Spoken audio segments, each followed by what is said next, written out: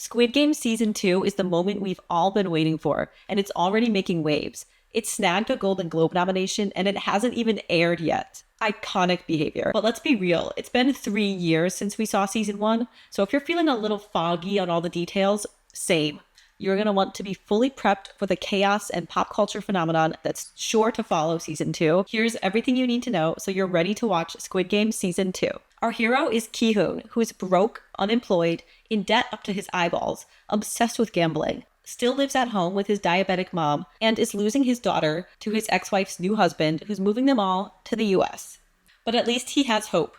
After losing everything, he gets a bizarre proposal at a subway station to play a childhood game for a chance to win the equivalent of $70. After he wins, the man invites Ki-hoon to play more games for an even higher payout, but neglects to mention that the stakes are also a lot higher than just getting a slap on the cheek if he loses.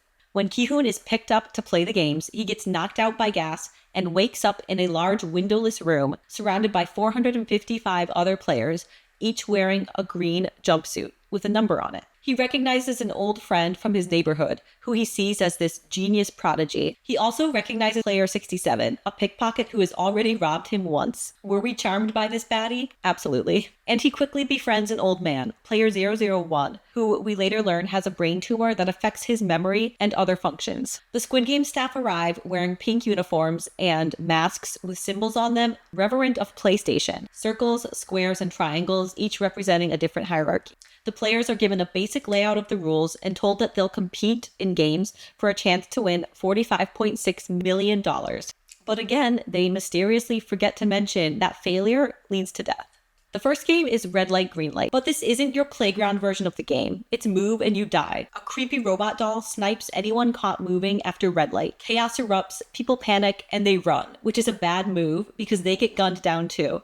Ki-hoon barely survives with some help from Sang-woo and another player, Ali. Oh, and the old man? Living his best life. After that bloodbath, the players revolt, begging to leave. And surprisingly, they're given the vote to stay and play the games and risk death, or to leave and return to their lives. They're allowed to leave. But back in society, Ki-hoon is not the only one who realizes they have nothing to return to, not without securing that big cash prize. Meanwhile, a detective, Junho, catches wind of the games when Ki-hoon attempts to report the craziness to the cops. And he pursues this as a chance to find his missing brother. But here's the dark twist. By the end of episode 2, most of the players return to the games. Why? Desperation, poverty, your family members in danger. This show isn't just gory fun. It's also a bleak examination of class inequality. This time, the cop manages to sneak in and disguise himself as one of the workers. The second game is a nightmare called Honeycomb. Players have to carve shapes out of a fragile cookie. And if the cookie breaks, bye-bye. Ki-hoon, tricked by his friend, ends up with the hardest shape, an umbrella. But plot twist, he survives by licking the cookie to dissolve the edges.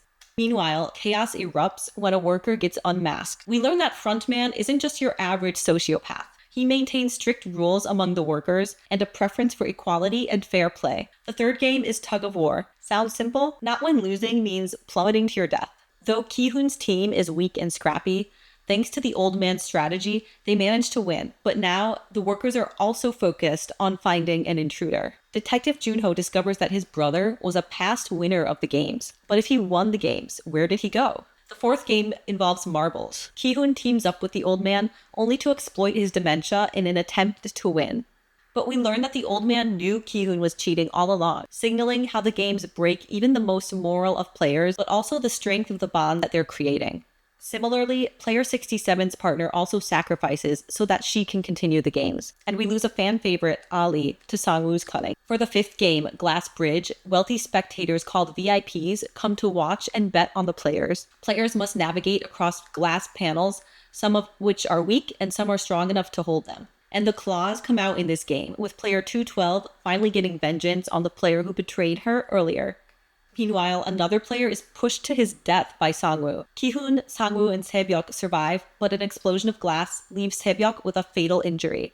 After a brief reprieve, Ki-hoon suggests teaming up with player 67 against Sang-woo, but she asks Ki-hoon to look after her little brother if he makes it out alive. Before succumbing to her injuries, Sang-woo comes in and unalives her. Devastated and horrified, Ki-hoon attacks him but is stopped by the guards. They have to complete the final game. Elsewhere on the island, Detective Junho is confronted by Frontman, who turns out to be his missing brother. When Junho refuses to join them, the Frontman shoots him and he falls off a cliff into the ocean. In the final Squid Game, Ki-hoon defeats Sang-woo, but refuses to unalive him, instead urging him to end the games together. Sang-woo asks Ki-hoon to give the money from the winnings to his mother, and then unalives himself. Ki-hoon is declared the winner, but he views the money as blood money. Back home, he has lost everything, even his mother. Before the end, Ki-hoon meets the mastermind behind the games, the old man, who reveals that the games were created as a way to entertain the wealthy. He likens the players to the horses that Ki-hoon bet on at the start of the show. A wager between them restores Ki-hoon's faith in humanity before the old man dies. Ki-hoon keeps his promise and rescues Sae-byuk's little brother and then gives the money to Sang-woo's mom. Before boarding a plane to the US, Ki-hoon retrieves his game card and decides to return, vowing to bring down the Squid Game. Will he make it out of season 2 alive? Let me know your thoughts